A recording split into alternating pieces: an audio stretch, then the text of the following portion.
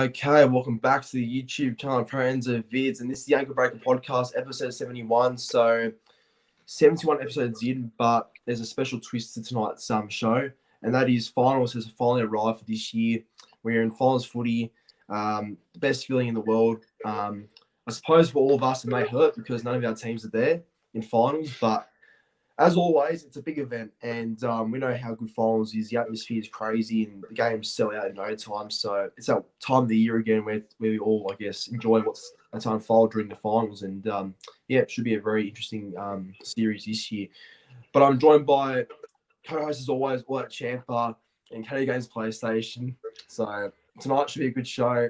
And Cody, good to have you back on the show, bro. How you been? Yeah, I've been very well. Thanks for having me on once again. It's been quite a while since I've been on, but no, I've been very well. Sucks. South got beaten last week, but I'm still proud of them no matter what, and I'll get to watch finals footy. Yeah, look, I was wondering how you'd feel after the loss on the Friday, because it would have been tough for you and all the other South fans like CJ being there and all the others. But hopefully you're better, use it better next year.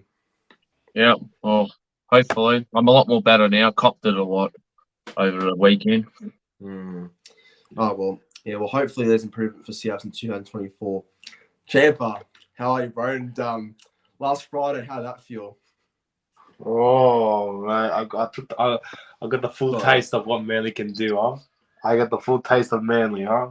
Wow, that was embarrassing, but no, good game at the end of the day. Great to see Jordan Tong score his first NRL try, which is great. Yeah, so man, you guys just toyed around with us. That was embarrassing. But other than that, I'll tell you one thing though. I watched that game. I watched it get smashed, and I was so tempted to just grab like a glass cup and just smash it on the ground. I was so tempted to just grab a glass cup and just smash on the ground and just say "bah." Oh well, we've seen that somewhere. Yeah, I think we have, but yeah, I think so. Other than that, thank you for having me on the podcast, Cody. Thank you for being a co-host, and everyone that's tuning in. Thank you for watching Final Edition, episode 71. We got some great topics coming in, so stay tuned. And also, fuck. Oh my god. Well, certainly that way for some people, but anyway, should be a good show as I've said. So episode 71. So looking to who's in the live chat so far. Got a few people rocking in. So got the one Jason Reader saying evening to you too, Jason Reader. Got Nick from Australia, Hainsey, Josh Rabbitohs 2023, Liam Pritchard, just the rest again. So thank you all for tuning in.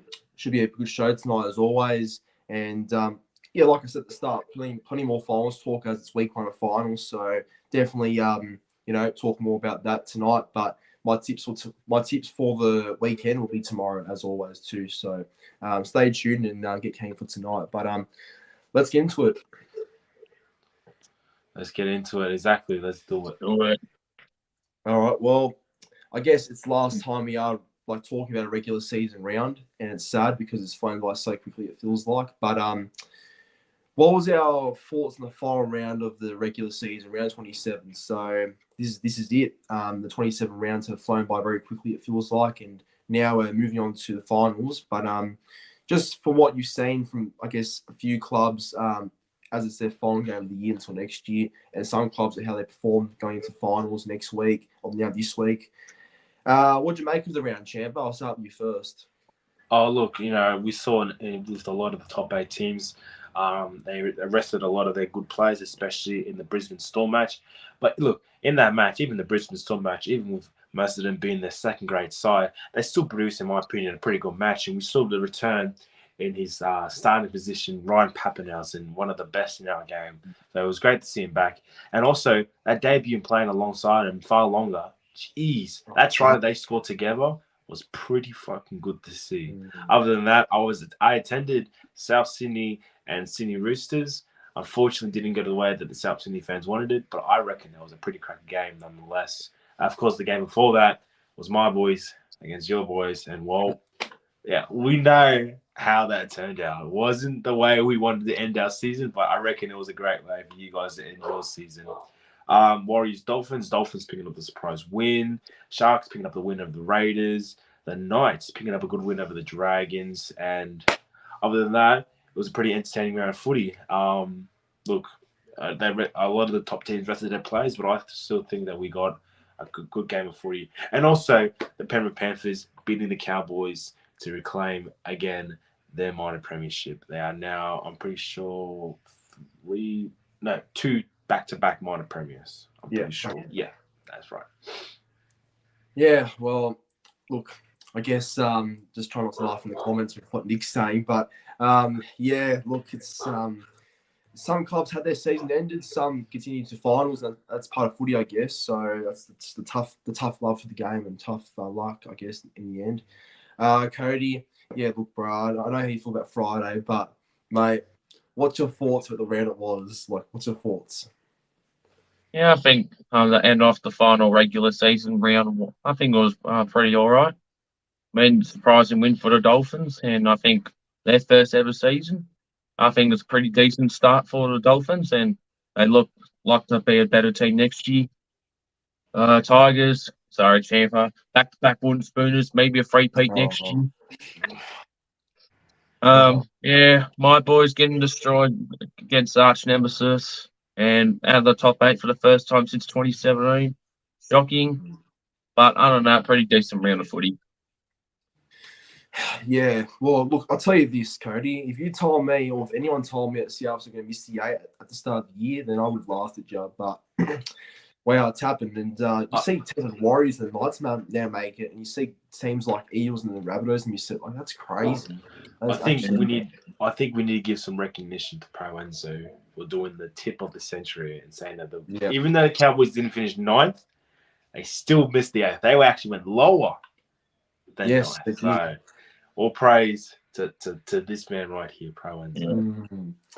Well, see, not many people would have believed me when I said the Cowboys to miss the 8 this year, but it happened, and I knew one team that made the finals last year would eventually slip off and not be consistent. But yeah, look, only 2 spots apart, but I'll take it. I guess it's a good prediction. So yeah, but look, honestly, for me, the round it was a good round, but it wasn't really much into it. I mean, you saw games like Manly Tigers, and yes, that was a smashing with Manly winning, but it meant nothing for both teams as they can't make finals either way. Bulldogs and Titans was another dead rubber game. Both sides that can't defend and can only attack when both teams can't defend. Storm Broncos wasn't bad, despite who was out, the players being rested for the finals. But I think would have been a better game if all players were playing. But we'll see on this Friday though, and they play each other again.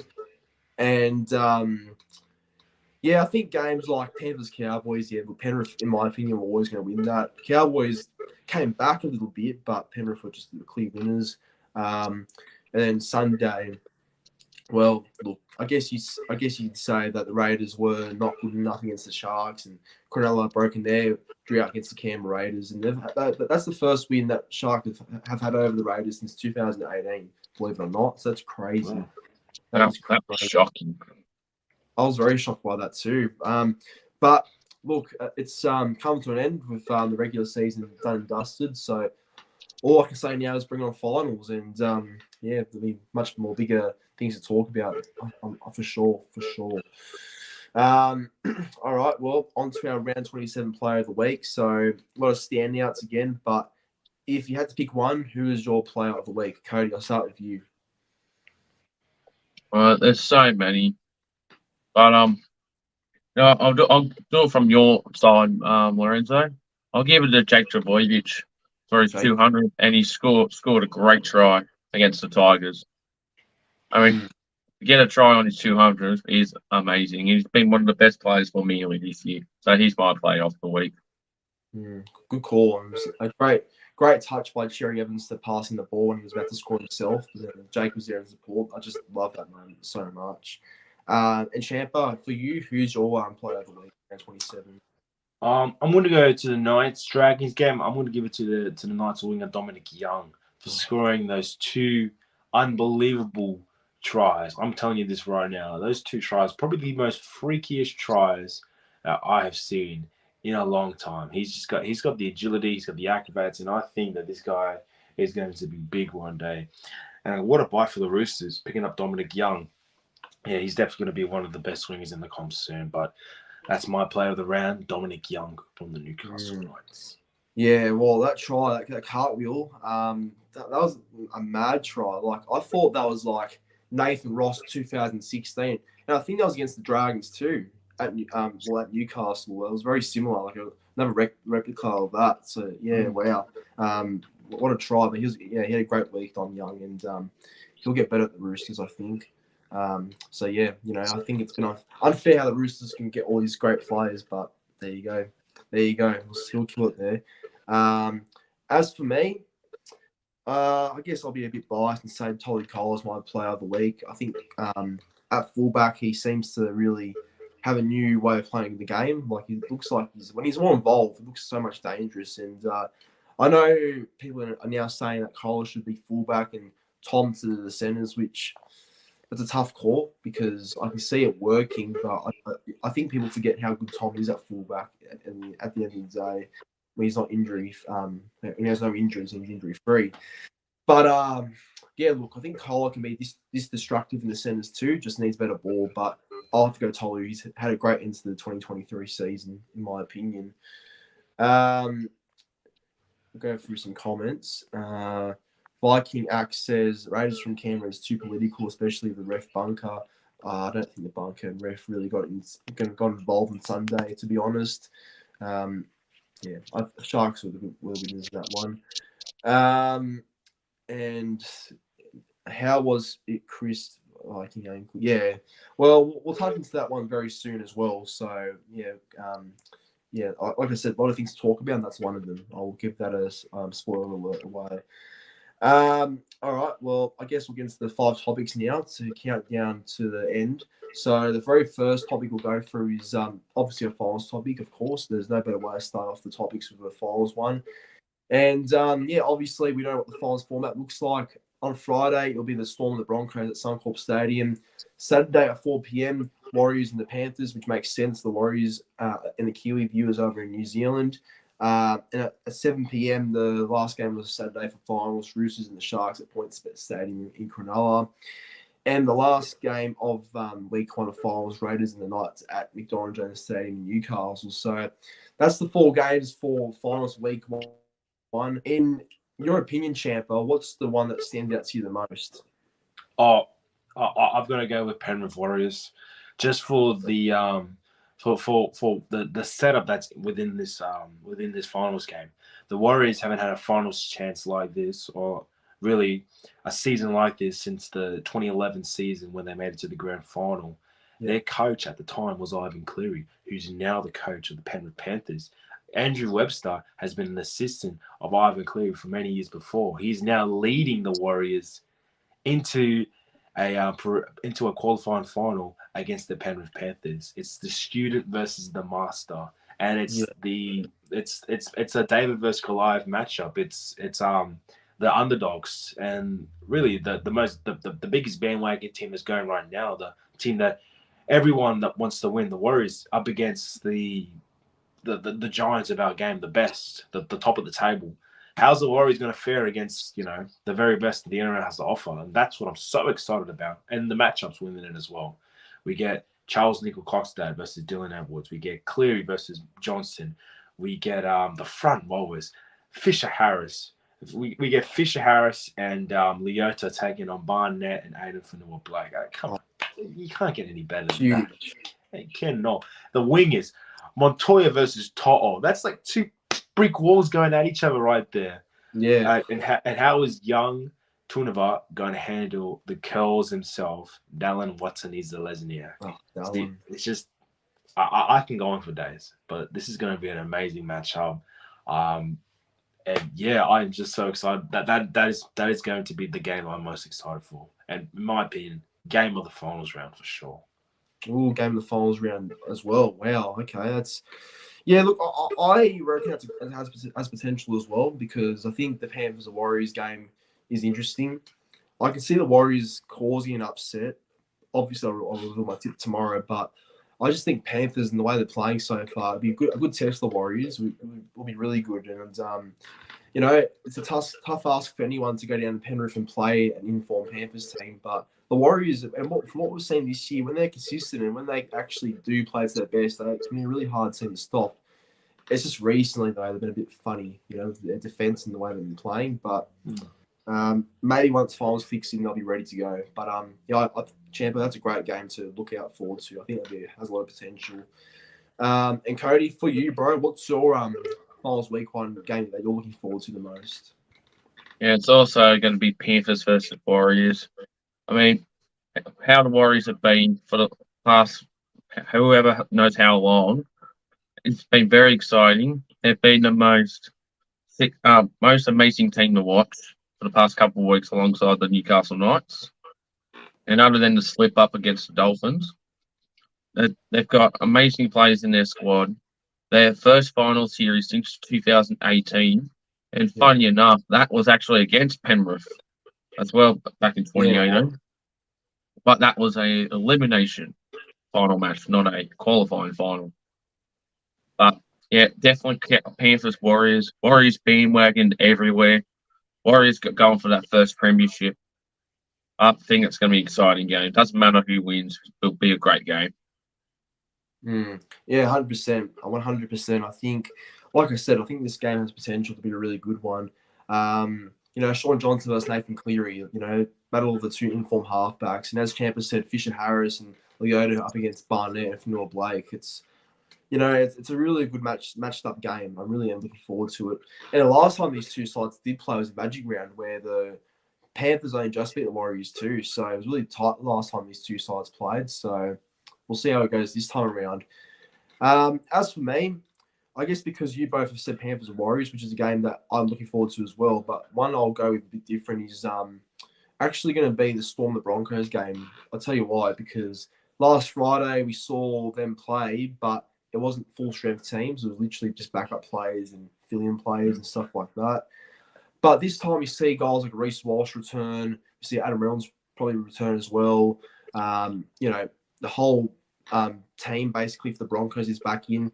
And for the Storm, like Hughes, Munster will play. And I think you'll find Grant will be in too. And Pappenhausen may stay at fullback. Don't know. Or Meany might come in. It'll be a very interesting decision there for Bellamy. But look, it should be a big game. It should be really big. And obviously the Broncos have not beaten the Storm at Suncorp since 2009. But can a full-strength Broncos team do it this time around? You never know, because droughts can break eventually, and they all do. So that's why I'm looking forward to it. I think it'll be a big game, and whoever does win will get the week off. So it's a big advantage either way.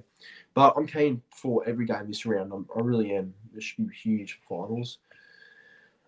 All right, on to topic number 2, and wow, Jimmy Graham out of nowhere. He rips Andrew Davey into shreds. And I watched the interview yesterday.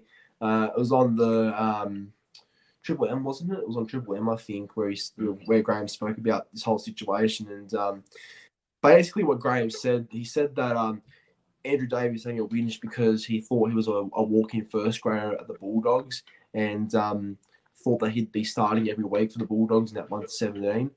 But Graham said that, look, he thinks that Jacob Preston outplayed him in the off-season and basically shoved all his hard work up Davies' arse and stuff like that. And, Graham lost it. He'd lost it. And, if I could play the video just here, I would, but copyright, obviously. But, no, Graham went off. He went off. He ripped Davey into shreds. And I like Andrew Davey. He's a good guy. He is. But, I don't know. I think the Bulldogs and maybe Davey can be both to blame here. But Champa, I assume you saw the interview with Graham, what he said about Davey. What do you think about what he said, and do you think he has a right to say it? Oh, look, I think James Graham is 100% correct in all of this. No position is earned when you're in an NRL team. I mean, no position is given to you. Sorry, let me rephrase that. No position is given to you. Every position is earned. For Andrew Davies to walk into that Bulldog side, let's be honest, the past years, Bulldogs haven't been going for the best. He probably walks inside, he's like, all right, I've walked into a team that's been the bottom four lately. They're going to look at me and think, yeah, this guy, this guy's going to be our starting player every week. Along comes a rookie named Jacob Preston, outtrains, outplays, outperforms him. Bulldogs and Serrato are like, all right, Davey, you're gonna play New South Wales Cup. We're gonna give this Preston a go, and then Preston just keep getting better and better and better. And Andrew Davey was just thinking to himself, "Whoa, hold on, I'm not getting in starting positions. All right, I'm gonna piss off the Parramatta." That has to be the most weak-minded thing anyone can do. Andrew Davey, you are an NRL player. If someone's outplaying you in your position, you do everything you can to earn it back. It's not given back to you. And for you to throw the whole club under the bus, saying the culture was toxic there, the only reason it was toxic is because it didn't suit you, because you weren't given that starting position that you thought you were going to get. It's earned. It's not given. And for him to throw the entire club and Serrato under the bus just because he soaked his nappies and he just thought that, I didn't get my starting position. I might as well just find it somewhere else. Sorry, Andrew. It doesn't work like that. Jacob Preston earned it. And, if you wanted that starting position, you should have just trained better. And James Graham is 100%. And James Graham isn't looking at this from an outsider's perspective. He's been within the Bulldogs system. He knows how the whole thing goes. He even has Bulldogs legends backing him and Serrato in all this situation. And look, if Davey was the one that apparently did walk out, which I'm pretty sure he was, then there you go. It proves my point that the Bulldogs system is getting really, really soft, and Serrato is the one to bring the system back into where it was, a tough mentality. Not this weak shit. What, just because you didn't get your position, you're going to piss off somewhere else? Come on. What if you don't get your starting position there? What, you're going to piss off to another club? That's not how it works. Yeah. Well, that's my opinion. Yeah. Oh, well, Champa, well said. Yeah, I think, Davey can obviously say what he feels, but I think with the whole situation and how Preston's gone so well, and for a young 21-year-old to outplay Davey in the preseason and just get his spot like that, you got to think Davey is being a bit immature, I think, a little bit by walking out. And yeah, look, Davey's like even a starting player at Parramatta, so there you go. He's like a in-and-out player on the bench only. So Exactly. yeah, look, it's a bit of a shock because I've always seen Davey as a guy that is a good teammate, but I don't know, it's a messy situation with him at the moment. Cody, what's your thoughts on what James Graham said about Andrew Davey? Do you think he was right in what he said, or do you think there was a bit of wrong there? Yeah, I didn't hear about it the first time. I heard it on the news and on the radio not too long ago. Yeah. About it. Yeah, I think what Graham had said was 100% correct. I mean, if you don't get your starting role because you're not doing well and whatnot, don't sulk about it, and just go fuck off to a different club. I mean, if Davey's playing on the bench most of the time with Para anyways, he's not in a starting position. I think what Andrew Davey did was wrong, and Graham is 100% correct. I mean, he's been at the Dogs himself. He played there for many years, and he knows how it feels to not get a starting position sometimes. But yeah, for what Davey did was just wrong, and what Graham said was 100% truthful. Yeah. Yeah. Look, fair enough, and I think at the end of the day, I think the Bulldogs are trying to find the best players possible to fit into that team, and they obviously want to build a team that can actually contend and compete. And I think Davey was a player that was brought for good experience and good depth, and that was all I seen in him going to the Bulldogs. But obviously Preston is a great young talent. He's obviously proven that he is a player for the future, and obviously he's done it well enough to start in the back row every week. And I guess because Davey's old and he's like in his 30s, he thought that he'd be a starting player or get into that team every week. That's what it really is, I think. But I don't know. I don't agree with Davey taking a shot at Cameron Serrato. Like, that's pretty weak in my opinion to leave the club and take a shot at the coach when you're not there anymore. Like, that's a bit wrong, I feel like. But I guess it's a tough one. But I think that the best thing for both Davey and the Bulldogs is that they're separated now and they can just figure out, the rest of their journey themselves. But look, I think Graham has a fair point though. Graham obviously cares and loves the Bulldogs a lot, so you have to think that what he says is pretty much, a resemblance of what I guess the situation really is. But, it is what it is. I suppose these things do happen all the time. So, oh well, what can you do? All right, on to topic number 3 now. Oh, hang on a second. What the fuck happened there? Wrong one, sorry. This says topic number 4, but it's actually 3. Didn't update the other thing there, but it's all good. So obviously, Manly, my club, they have obviously made a decision to release a few players, and because they want to clear the squad out, they want to start fresh and make some changes to hopefully help themselves next year, or I hope so as well. But the players at Manly have told that they are free to go, for next year. Kelma Talangi, Carl Lawton, Zach Fulton, Kyle Weeks, and Ben Condon. So they're the players that Manly have given permission to negotiate with other clubs and go to next year if they wish to. But I'm a bit shocked about some, but some I'm not surprised about. But Champa, what's your thoughts on this one? Do you agree with the players that Manly are told to look elsewhere, or do you think there's a bit of a bad decisions with some of them? Well, the 2 players that really struck me out of that list that you just mentioned is Carl Lawton and Kelma Tuolangi. I thought, especially Carl Lawton, I reckon he was a great utility player for Manly, and I thought, he'd make a great jersey 14. I'm pretty sure he even had some stints in hooker, I'm pretty sure, or lock forward. Yeah. Just around that forward position. And look, he's a talented player, as well as Kelma Tuolangi, who's only recently just arrived to the club and now he's been told to look elsewhere. So it's obvious that things didn't work out for him. But look, those are 2 talented players that I'm sure that will find other clubs.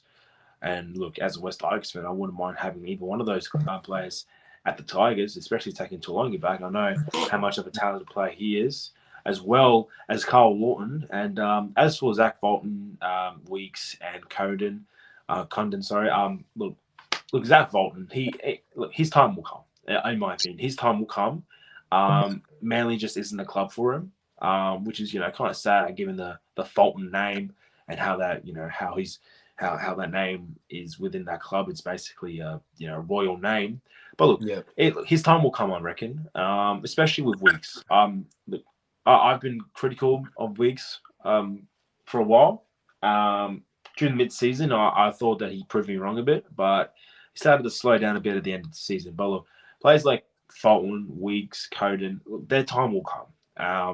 I reckon I just maybe a year or 2 in reserve grade just to really develop their skills and develop a first grade sort of skill set is exactly what they need. And whether that's at Manly or whether they find that in another club, they're going to be first grade players very soon. Their time will come, like I said.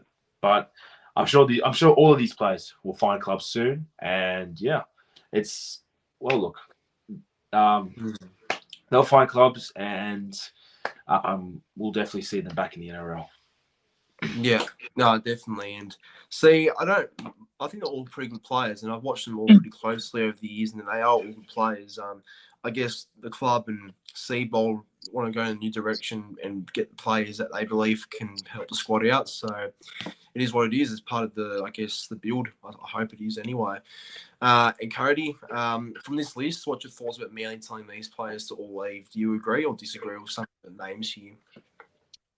Yeah, this came as a surprise when it came out and said that these players can go elsewhere.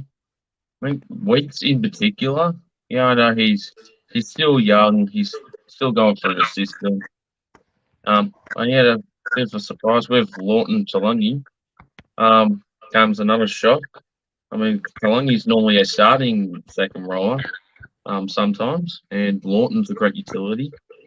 And as for Fulton and Condon, I think their times will come next year or 2. And they're all great players, no doubt. But I think look for a different club is probably the perfect opportunity for them if they're going to get any game time on the field for most of it. But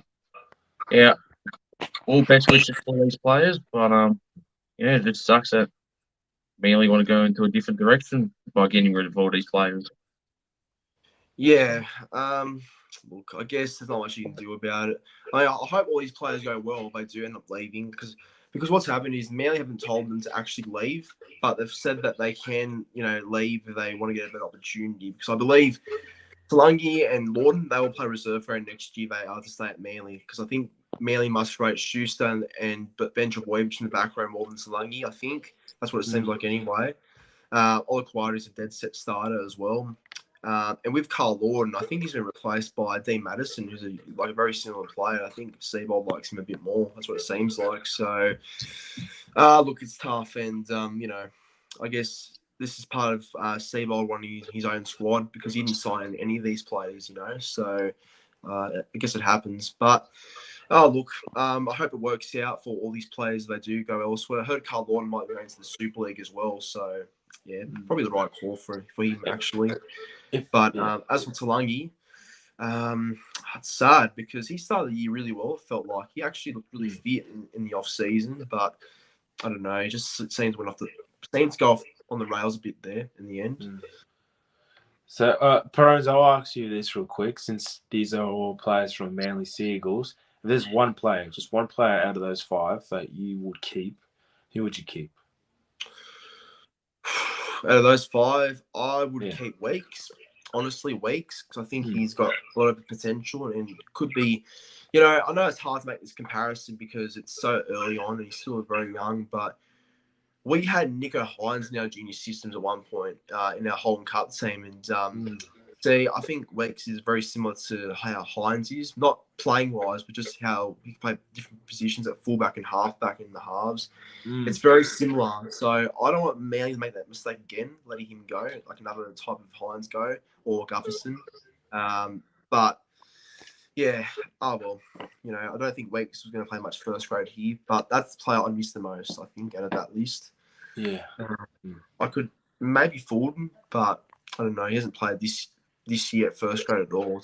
He's been stuck in Blacktown all year, so don't know what the thought process is there, but happens for a reason. Hopefully, either way, hopefully they all get a better opportunity elsewhere. All right, now on to the topic that was supposed to be put up there before, so sorry about that before, but this is topic number 4. And that's our thoughts on the tackle of Sebastian Kruse and that tackle he did on Sione Katoa. So originally, we didn't know what the suspension was. It was just about how much we'd give Seba Kruse for that tackle on Katoa. But now it's been announced of how much weeks he will be getting Sebastian Kruse.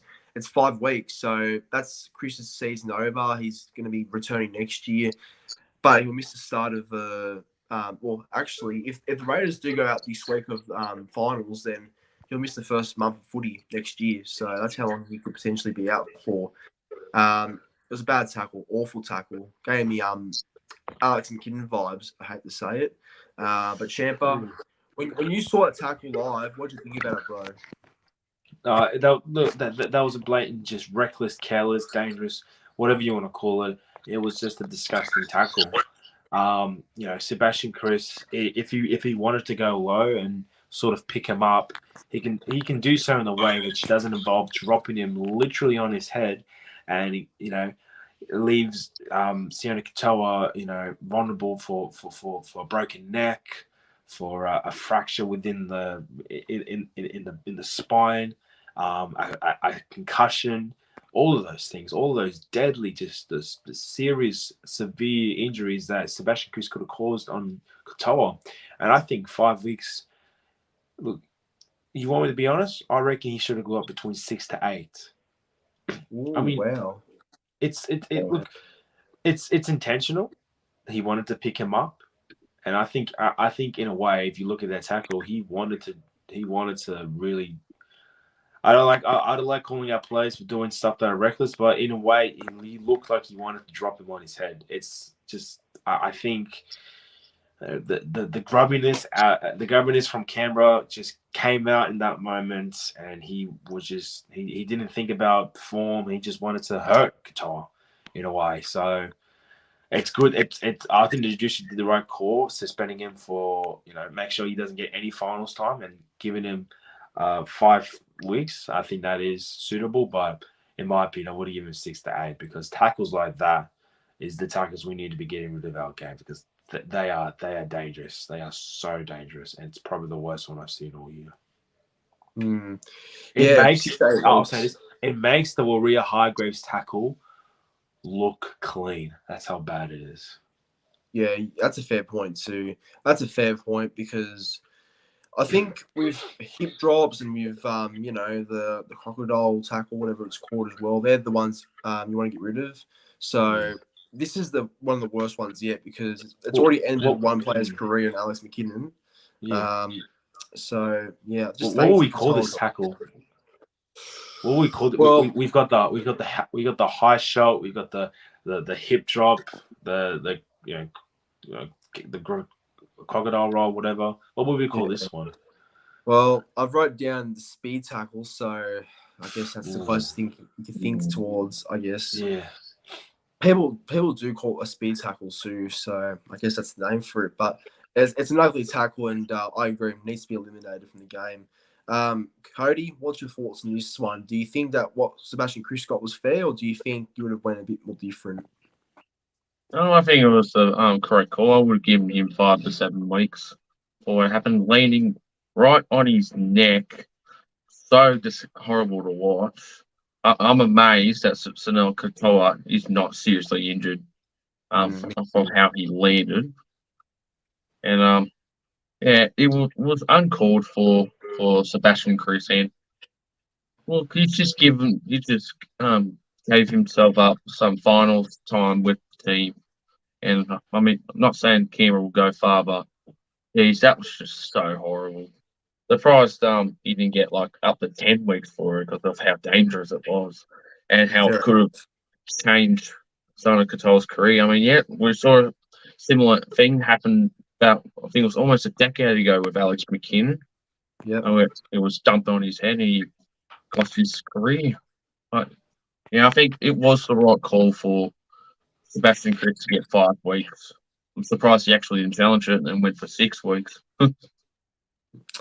Well, as Champa said, I think this tackle makes Hargreaves' one look so good, or just not so good, but just looks clean, So, yeah, seriously, it's a tackle that needs to go, and there needs to be a harsher restriction on this one. So, look, I guess 5 weeks is fair enough because that's a long time out the game to hopefully fix your act up. But I reckon it's a tackle that potentially puts the opposition in career doubt. Like it could have ended Sione Katoa's career because it could have ended, that injury could have gone down to his spine.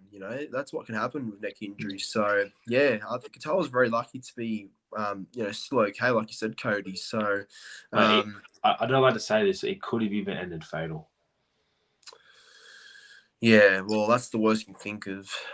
Thank God he's okay. Like, I really am happy he's okay, but that can happen. Like, things as fatal as that can happen. So, look, it's just, it's an awful tackle. It really is. It needs to go. I mean, we've seen bad tackles, but this is one of the worst. I'd say it's top 3 worst in the game. So, I agree. I think it deserved more than the 5-week suspension, I reckon, anyway. And on to the 5th and final topic for the podcast tonight. This is going to be an interesting one to see who we all pick in this one because there's a lot of teams that did disappoint this year that we all thought would go great, but it does come down to a few. And this is our most disappointing team for 2023. So, yeah, I mean that as in teams that was supposed to make the 8, was supposed to make the top 4, but just seemed to drop off a little bit and drop off a lot, and just become a different team the following year. So, it's a bit tough because there's a few teams that have disappointed this year. But if you had to pick one, who would you pick? Cody, who would your most disappointing team be of 2023? Yeah, it is interesting.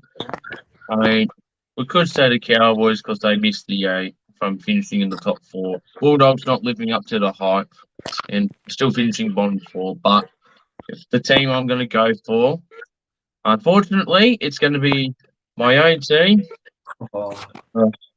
Saw that coming. I mean, we started off very well for the first 11 rounds, and we were first place after round 11. And then after that, come crashing down. There's been some stuff happening behind the scenes, and we got knocked out of the finals thanks to the Roosters. So I'll say my team has been the most disappointing for 2023. Well, that must be tough to say, but I think it's a fair enough call too, because weren't Souths first after round 11? Yeah, they were. After we Yeah. beat the Tigers. Yeah. Oh, look, it's just, I don't know.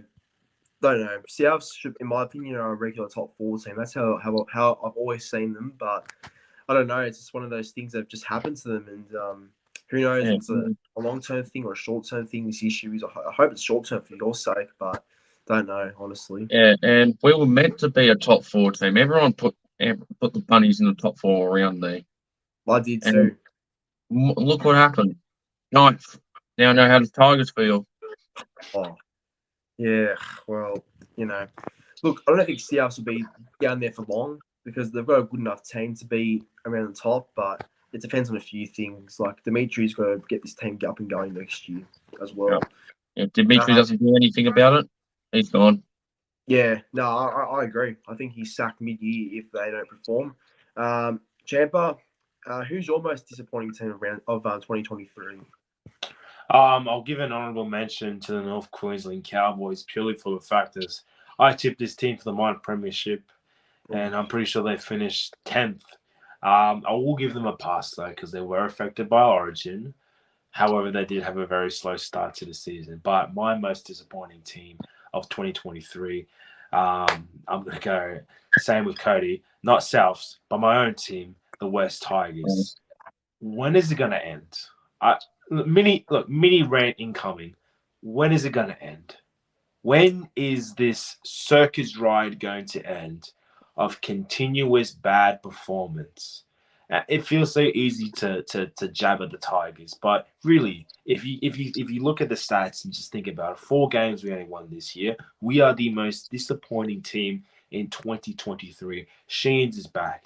Benji Marshall joins the coaching staff. Api Coruscant joins the team. Isaiah Papali'i joins the team. John Bateman joins the team. All right, and still we find ourselves in the same position every single year, where we underperform throughout the entire start to midway of the season and find some sort of resilience at the end.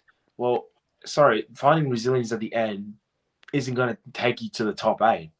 And this is the same problem we've had with the West Tigers over and over again. And Tim Sheens' plan or idea for the West Tigers was outdated heavily. And come on, man, I don't care what anyone says. Throwing Dane Laurie in the 5'8" position, he's not a half. All right, he's a fullback. Yep. Right. Yes, he was good in the Warriors match, but that's because of individual performance. He wasn't a direct on the field. He wasn't passing. He wasn't kicking. It's because he can step, and that's what fullbacks do.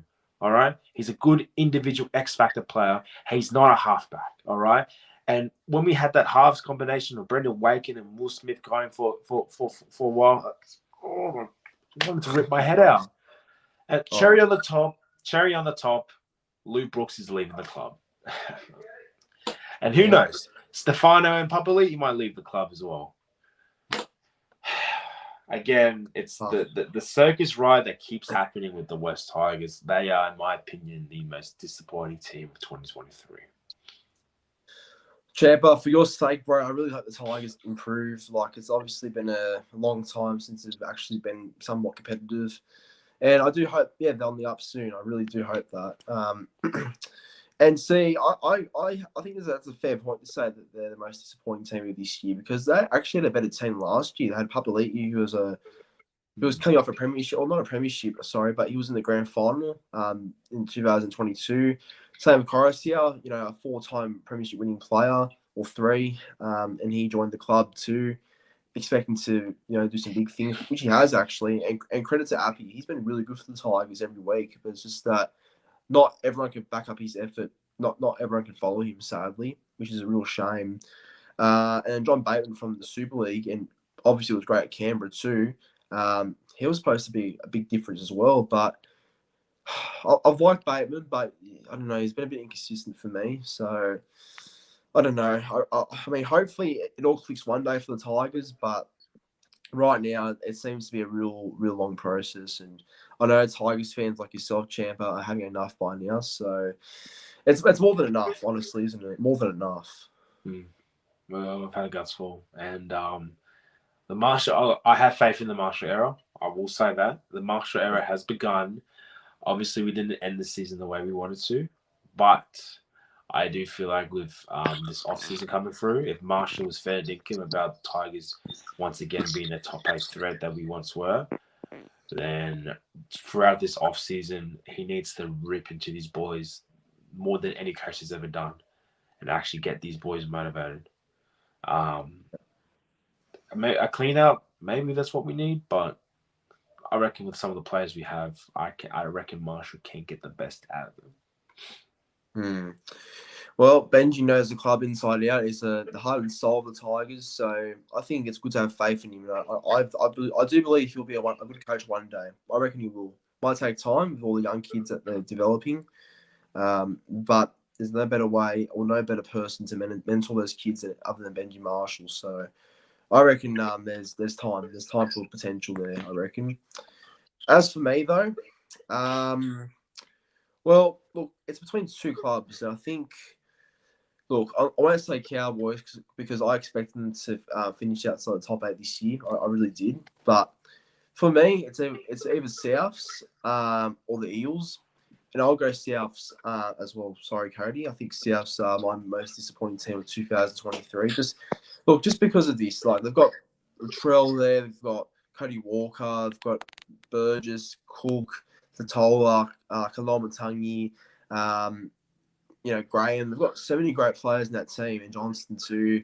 It's a team. It's players that really should be, in the top 4 and in conversations with teams like Penrith and Broncos and the, and the Storm. Like, that's where the Rabbitohs should really be by now. But for some reason, and whatever's happened, it just seems to really affect the team a lot more at the back end of this year.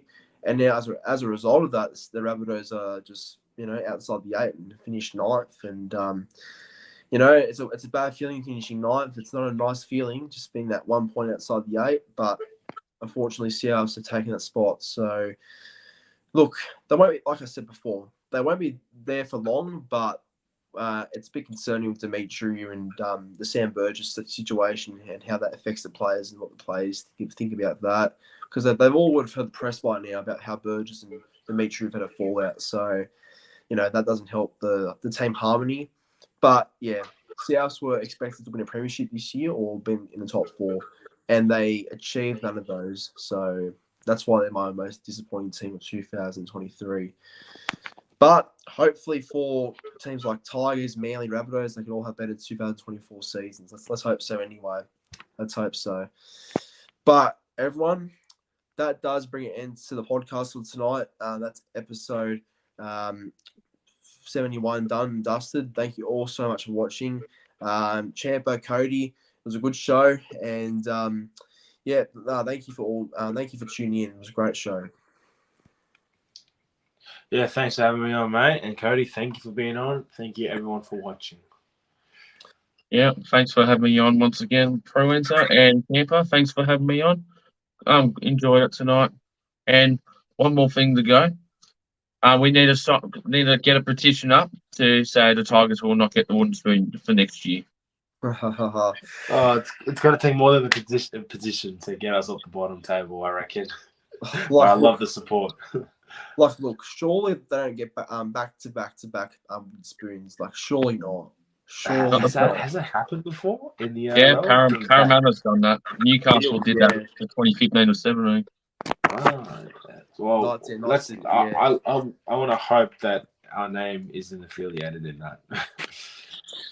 Well, like I said, hopefully Tigers can get some better things happening next year. But same with our club, like Manly Rabbitohs. Like, let's hope it's the year of the comeback. 2024 is the year of the comeback. Let's put it that way. That's my early call. The year of the comeback. Yes, yeah. I like that. It is. Everyone do subscribe to Champa and Cody's YouTube channels in the description down below. Both are linked there. But have a good night, everyone, and enjoy your week of finals. Should be good. See you next week.